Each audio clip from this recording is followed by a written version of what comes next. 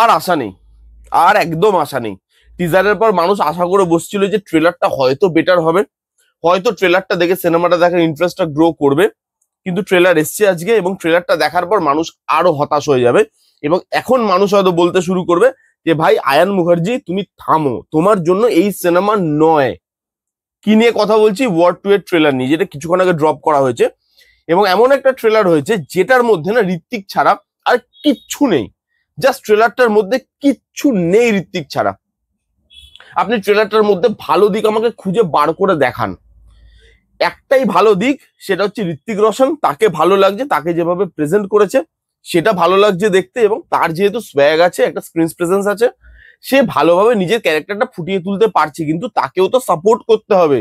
ঋত্বিক তো একা একা সবকিছু করে নিতে পারবে না, তাকে সাপোর্ট করার লোকই নেই এই সিনেমাতে। ঋত্বিককে ভালো লাগছে দেখতে, তার যেভাবে কথা বলা, তার অ্যাকশন, তার ম্যানারিজম, সেই জিনিসগুলো ভালো। এই যে উল্ফটার সঙ্গে চোখে চোখ মিলিয়ে কথা বলছে, মানে চোখ, কথা তো বলবে কি করে, যাই হোক, মানে আমারও ট্রেলারটা দেখে আমারও মাথা পাতা খারাপ হয়ে গেছে। চোখে চোখ রাখছে, অ্যাকশন সিকোয়েন্স গুলো, যেগুলো পায়ের মধ্যে একটা ফুটবে, একটা কোনো একটা অস্ত্র তার পায়ে লাগবে, সেদিক চিৎকার, মানে ব্যথা সঙ্গে রাগ, এই দুটো মিশিয়ে যে চিৎকার, এই জিনিসগুলো ভালো লাগছে দেখতে। ঋত্বিক ছাড়া এই ট্রেলারে কিচ্ছু ভালো নেই। আরেকটা যদি ভালো দিক বলতে চান, তাহলে ট্রেলারটার এডিটটা ভালো হয়েছে। দুটো পার্টে ট্রেলারটা, মানে ট্রেলারটাকে না সিনেমার মতো ফার্স্ট হাফ আর সেকেন্ড হাফ করে বানানো হয়েছে। ট্রেলারটার ফার্স্ট হাফটা হচ্ছে সিরিয়াস, যেখানে খুব একটা বেশি অ্যাকশন নেই, এবং পরের পার্টটা পুরো অ্যাকশনে তৈরি। মানে 2.5 মিনিটের ট্রেলার ধরুন, ওই 2.5 মিনিটের মধ্যে 1 মিনিট 15 সেকেন্ড পুরোপুরি অ্যাকশন পুরোপুরি আপনার সিরিয়াস ওরিয়েন্টেড একটা মানে জিনিস করেছে, যেখানে ডায়লগ অনেক বেশি অ্যাকশনের থেকে। সেকেন্ড পার্টটা পরের 1 মিনিট 15 সেকেন্ড, সেখানে আবার অ্যাকশন প্রচুর, সেখানে ডায়লগ কম, কথাবার্তা কম, পুরোটা অ্যাকশন দিয়ে সেই সেই জিনিসগুলোকে মানে ডিজাইন করা। এই যে জিনিসটা করেছে, সেই জিনিসটা কিন্তু ভালো লাগে দেখতে। এছাড়া ট্রেলারের মধ্যে আর কিছু নেই। এর যে গল্প আপনি দেখুন, ওয়ার 1 এর থেকে মনে হচ্ছে পুরোপুরি ছাপা। ওয়ার 1 এর যা গল্প ছিল এখানেও ঠিক, মানে ট্রেলার দেখে আপাতত তো সেমই গল্প লাগছে। যে এখানে ঋতিক রোশন রোগ হয়ে যাবে, ইন্ডিয়ান আর্মির একজন অফিসার, আমাদের জুনিয়র এনটিআর কে পাঠানো হবে তাকে মারার জন্য, সে তাকে মারতে পারছে কিনা। আর জুনিয়র এনটিআর এর যে ক্যারেক্টারটা, সেও কি ভালো, নাকি তার মানে ঋত্বিককে মারার পেছনে তার কোনো পার্সোনাল এজেন্ডা আছে বা তার কোনো মতলব আছে। সেই সব জিনিসপত্র, কিয়ারা আদবানি বিকিনি পরে আসবে, একটু হাঁটাচলা করবে, কিছু মানুষ আছে যাদের সেগুলো দেখতে খুব ভালো লাগে, তাদের ভালো লাগবে। এই হচ্ছে গল্প। আর কি আছে? আপনি দেখুন ওয়ার 1-এ সেম গল্প ছিল, ওয়ার 2-তেও আপাতত ট্রেলার দেখে সেম গল্প মনে হচ্ছে। আর আমার মনে হচ্ছে সিনেমা তো সেমই গল্প থাকবে। এখানে যেভাবে জুনিয়র এনটিআর কে প্রেজেন্ট করা হয়েছে, আপনি দেখে মানে বুঝতে পারবেন না যে এই মানুষটা কিছুদিন আগে আর করে এসছে, যেখানে তাকে এত ভালোভাবে প্রেজেন্ট করা হয়েছিল। এখানে জুনিয়র এনটিআর কে দেখা পর্যন্ত যাচ্ছে না। ঋত্বিক তাকে প্রত্যেকটা সিনে বলে বলে খেয়ে নিয়েছে, কারণ তাকে দেওয়াই হয়নি জায়গা, সেরকম ভাবে রাখা হয়েছে, কিন্তু তাকে সেভাবে প্রেজেন্ট করতে হবে তোরে বাবা। আরে জুনিয়র এনটিআর হিরো, এবার তাকে হিরোর মতো করে প্রেজেন্ট করতে হবে। তাকে কি প্রেজেন্ট করবে? ডাইরেক্টর। আয়ান মুখার্জি সিনেমার জন্য পারফেক্ট ডাইরেক্টরই নয়। প্রথম থেকেই এই ফ্র্যাঞ্চাইজি ভুল করে এসছে আয়ান মুখার্জির মতো ডাইরেক্টরকে নিয়ে। আর আয়ান মুখার্জি এই সিনেমা বানানোর জন্য তৈরিই নয়। তার মেন্টালি প্রিপারেশন এই সিনেমা বানানোর নয়, তার প্র্যাকটিস, তার হ্যাবিট এই সিনেমাগুলো বানানোর নয়। আপনি জোর করে এখন যদি এই সিনেমা বানাতে তাকে দিয়ে দেন, তাহলে আর কিছু বলার নেই। মানে আপনি অনুরাগ বাসুকে দিচ্ছেন ওয়ার বানাতে, আরে সেটা কি সিনেমা হবে?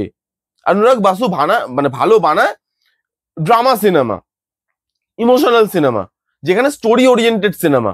আপনি এখানে অ্যাকশন ওরিয়েন্টেড সিনেমা বানাচ্ছেন, সেখানে আপনি আয়ন মুখার্জিকে দিচ্ছেন। সেটা কি করে একটা একটা একটা লোক ভাবতে পারে? মানে আমি জানি না। আর এখানে ভাই ভিএফএক্স এর কাজ, যেটা নিয়ে সবাই কথা বলছিল, এখানে ফোনে দেখতে ভিএফএক্স গুলো খারাপ লাগছে। ফোনে দেখে মনে হচ্ছে, মানে জাস্ট ফোনে আপনি ছোট স্ক্রিনে দেখছেন, আপনার মনে হচ্ছে কি সস্তার ভিএফএক্স, পুরো গ্রিন স্ক্রিন বোঝা যাচ্ছে। তাহলে ভাবুন বড় স্ক্রিনে, ভালো স্ক্রিনে ভিএফএক্স কিরকম দেখতে লাগবে। আর তাদের কাছে ওই চেঞ্জ করে আনার সময়ও নেই, তারা আর চেঞ্জ করবে না, সেটাও আমি জানি। এই ভিএফএক্স এ আমাকে দেখতে হবে। একদম জালি সিজিআই এর কাজে লাগছে ভাই। ভিএফএক্স এর কাজ কি জঘন্য, ন্যূনতম মানের ভিএফএক্স এর কাজ। কোনো ডায়লগ ওয়ার্ক করছে না। এই যে পুরো ট্রেলারটা মানুষ মনে রাখে কিসের জন্য? ভালো ভালো ডায়লগের জন্য। এখানে সেরকম কোনো ইম্প্যাক্টফুল ডায়লগ নেই, তাহলে ট্রেলারটা মানুষ মনে রাখবে কি করে? একটা হলে আপনি সিনেমা দেখতে যাচ্ছেন, এই ট্রেলারটা একটা সিনেমা দেখার জন্য হাইপ কি মানুষকে দিতে পারে? পারছে না। এখানে লোকেশন গুলো দেখুন ফেক লাগছে, এখানে গ্রিন স্ক্রিনের কাজ বোঝা যাচ্ছে। জুনিয়র এনটিআর কে ভালো করে প্রেজেন্ট করতে পারেনি। ঋত্বিক খালি নিজের দমে যেটুকু প্রেজেন্ট হয়েছে, তাকেও ডাইরেক্টর প্রেজেন্ট করেনি। সে বলেছে ভাই তুই ছেড়ে দে, আমার স্ক্রিন প্রেজেন্স আছে, আমি প্রেজেন্ট হয়ে যাচ্ছি। তুই ক্যামেরা খালি বসা, আমি দেখছি কি করতে পারি। সে যে করছে করছে গল্প পার্ট 1 এর মতো সেম। তাহলে এই সিনেমাটা দেখার আর কি মানে, আর কি নিয়ে আমি সিনেমাটা দেখতে যাবো আমি জানি না। মানে একটা অ্যাকশন সিনেমা, দেখুন ওয়ার তো সবসময় সবাই গল্পের জন্য দেখতে যায় না, অ্যাকশনের জন্য দেখতে যায়। গল্প আপনি ছেড়ে দিন, অ্যাকশনটা তো ভালো করতে হবে, সেখানে ভিএফএক্স এর কাজ তো ভালো করতে হবে। এখানে অ্যাকশনটা হাই মানে হাই মোমেন্ট গুলোকে মানে আমার ইয়েগুলোকে পুশই করতে পারছে না যে হ্যাঁ ভাই কি অ্যাকশন করেছে, লাভলি একটা হাই পয়েন্ট দিচ্ছে না। কিছুই নেই এই সিনেমাটার ট্রেলারের মধ্যে। আমি জানি না এই সিনেমাটা কি সিনেমা হবে, জানি অনেকে হয়তো গালাগালি দেবেন কমেন্টে, কিছু করার নেই ভাই, যেটা বাজে লেগেছে সেটা বাজে বললাম। ঋত্বিকের ফ্যানরা ক্ষমা করুন, কারণ ঋত্বিককে এই সিনেমাতে ব্যবহার ঠিকমতো করতে পারা যাবে না। এবং যারা ওয়ারের ফ্যান, আয়ান মুখার্জি ওয়ার কি বানাবে সেটা ট্রেলার দেখে আপনারাও বুঝতে পারছেন, আমিও বুঝতে পারছি। এই ছিল ওয়ার 2 এর ট্রেলারের রিভিউ। কারা কারা অলরেডি দেখেছেন, আপনাদের কাদের কিরকম লেগেছে? কারোরই এই ট্রেলারটা ভালো লাগার কথা না, তবুও কাদের কিরকম লেগেছে কমেন্ট করে জানাতে ভুলবেন না।